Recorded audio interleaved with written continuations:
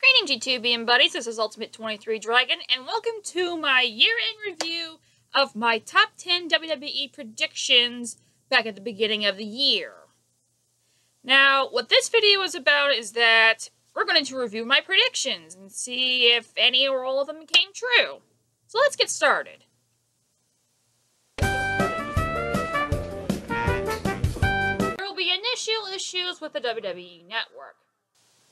Okay, so as you saw, my prediction for number 10 was there would be initial issues with the WWE Network. That one came true. There were subscriber issues. There have been weird glitches that have been all over the place. Something about Duckface or something. Some guy from NXT. I think it's Tyler Breeze's name. Anyway. And, let's see. What else was there? If I remember correctly. Oh, yeah, well, the $9.99 thing that the commentators kept promoting, that got a little awkward and ridiculous after a while, so to me that's an issue, as I could not stand it. Hint, hint, Joe.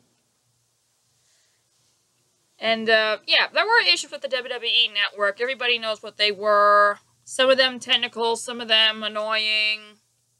The people associated with Sky Sports have issues with the WWE Network, and that's why the British people couldn't get their stuff yet. And to be honest, I think they kind of deserve it. Well, they suffered long enough for their punishment anyway, so, yeah. Consecutively or sporadically, CM Punk will take at least 3 months off. I think this one was my most hilarious one. I said for number 9 that consecutively or sporadically, CM Punk would take at least 3 months off. I was... well, I did not expect it to be that much true, let alone most of the entire year after the Royal Rumble. I cannot believe that not only was that true, as for most of the entire year. Now, my assumption was that his dedication to the company and the injuries would start building up against him, that WWE would make him take time off. I did not think that after the Royal Rumble he'd quit/retire. Oh, wow. And my assumption is the quitting, retiring thing was for one of two reasons. It was either because he didn't like it that the part-timers were getting whatever they want and not the full-timers, or he was too wound up with injuries. And either needed some time off or forced quit to take time off, which I could understand. I did not expect him to join UFC soon after, so, I'm not sure if this is something to mock Brock Lesnar or anything, since Brock Lesnar was there, and personally I wouldn't mind if that was the case. So, but either way, good luck to him on his future endeavor, and yes, I said that. Okay. I did not expect that to come true, let alone like that, so... I'll be honest, I also originally thought that CM Punk decided to take some time off just to make my prediction come true. I thought he watched my video and says, that's a great idea! Hey Vince! I'm taking 3 months off! Use this excuse. I don't know. But now we know the truth, kinda, and that was pretty much awkward. Woohoo!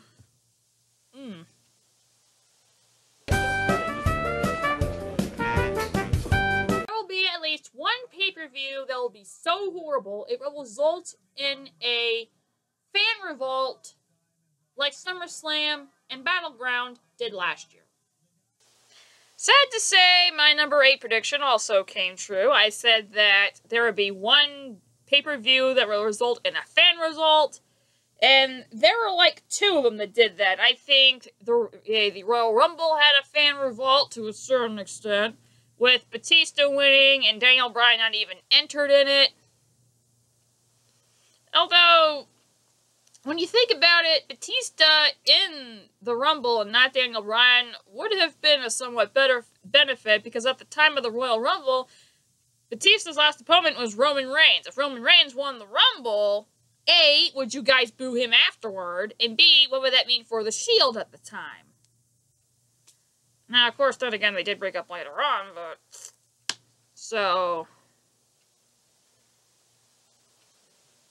Yeah, that was the fan revolt there, and obviously SummerSlam did that, because if you go back to my worst WWE pay-per-views countdown, you will know that I said that 2014 SummerSlam was the second worst pay-per-view in WWE history, aka the fastest fail in WWE history, and I still agree with that to this day. Hey, ding-dongs, make Brock Lesnar drop the title and leave, or you're not going to be the biggest company in wrestling anymore. Because Ring of Honor is going to pass you by like you're nothing. I ain't kidding. All Ring of Honor has to do is get a decent TV contract and they're set. I ain't kidding.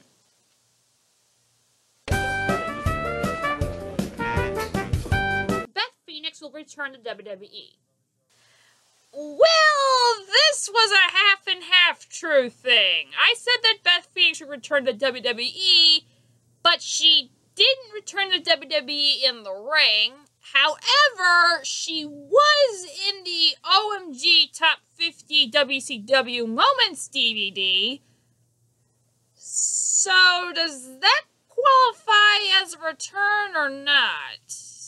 Because I'm not exactly sure how you'd qualify that.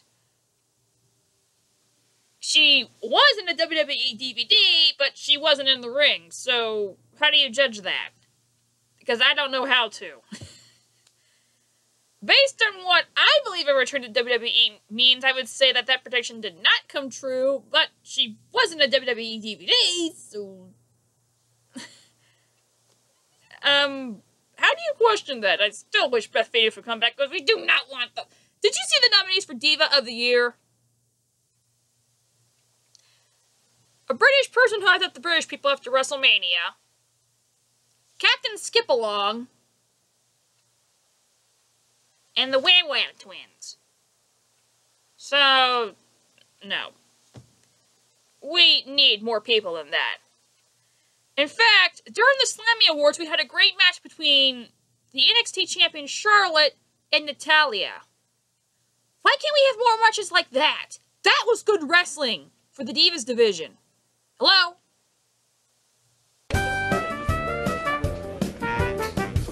I referenced Animal in the prior prediction. Let's talk about the Animal, Batista, who made his comeback on January 20th. Here's what I predict. Before the end of February, regardless of what his position is, he'll become a heel. Number 6 came true, but it was by force. I said that Batista would be a heel by the end of February. I did not expect it to come by the basis of the fans. Because the fans were so riled up about Daniel Bryan not being in the Rumble, thus not being able to get to Randy Orton, who stole the championship, literally. Sorry. You guys forced it on so much that you guys were cheering Alberto Del Rio, who was a baddie at the time, and that infuriated Batista so much he tried to destroy him. So that ended up making Batista hate the fans again. Which apparently he didn't mind according to his promo. And that's part of the reason Batista left. Because he didn't feel wanted.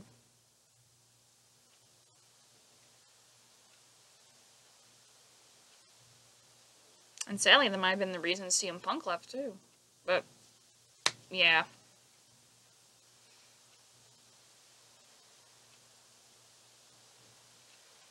Well, I guess that's it for that. Oh well.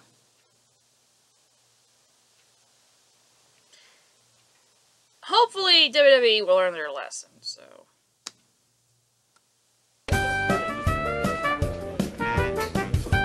The Undertaker will compete in more than one match. Unfortunately, my number 5 prediction did not come true this year either. I said that The Undertaker would compete in more than one match. Not only was he forced to lose the streak because of Lesnar giving him a concussion, he was not seen anytime else. So, that unfortunately did not come true. And now, even I'm not sure if he'll come back at all.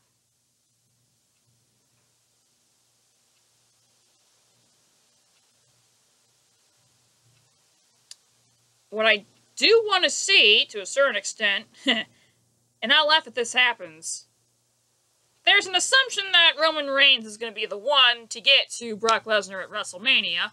Please no, please have Lesnar drop the title before then, because we don't want Lesnar. Because what I'd like to see, and this would be pretty funny, if Roman Reigns destroys Brock Lesnar at WrestleMania, have Lesnar unconscious in the ring, and at the end of the show, dung, and have Undertaker drive Lesnar to hell. Why not? I'd like to see that. Wouldn't you?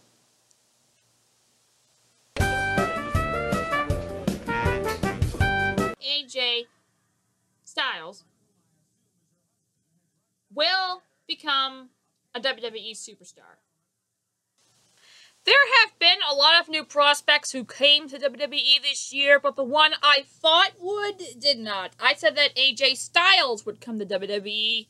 That never happened, so that one was flat out false. We do have a few new people in WWE that I am aware of, but none of them were AJ Styles, so unfortunately that did not happen either. As far as I know, I think AJ Styles is in New Japan Pro Wrestling, so that's pretty intriguing. And hopefully, in the future, he might get some other people who can step a bunch of yahoos, so. Alright.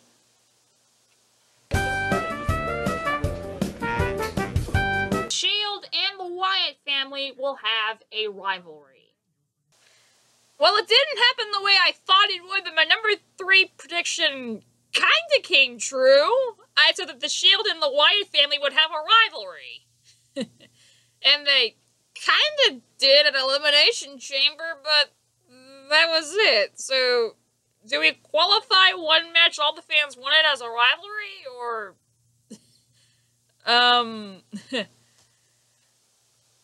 Because after Elimination Chamber, nothing happened between them. And apparently, the Shield became faces after that, which later would be rejuvenated with their separate ways except for one. Which, okay. Wow. I don't know. Do we really count one match as a rivalry, or the build-up as a rivalry? I don't know. That's up to you. Did this prediction come true or not? I think it kinda did, but I'm not exactly sure to clarify whether it came 100% true or not. So that's up to you guys. Did the Shield and the Wyatts really have a rivalry this year, or is one match not enough?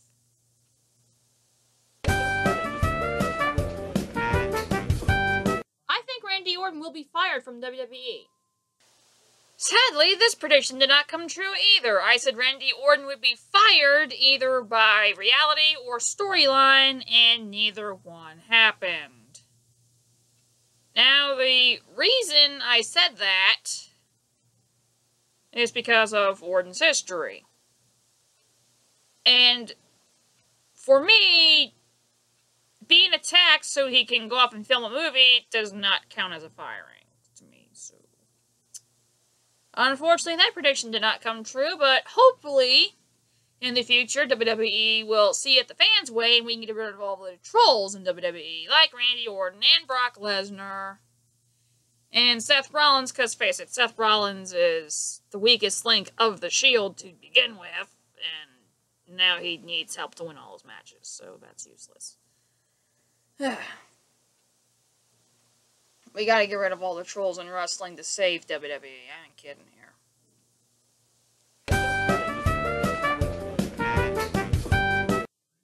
Daniel Bryan will win the WWE Championship and have a legitimate title reign.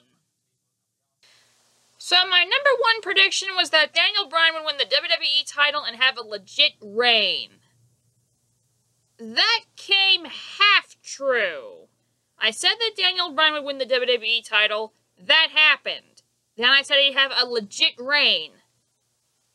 Technically, that didn't happen. Now, albeit it was by force, he got injured by Kane, if I'm not mistaken.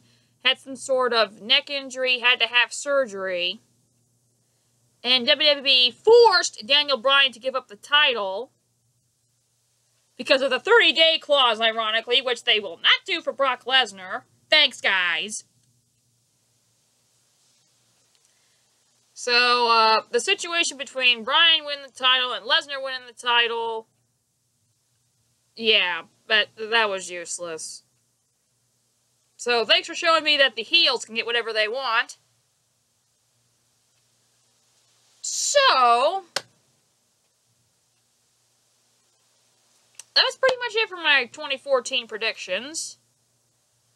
I had a grand total of 1, 2, 3, 4, 5.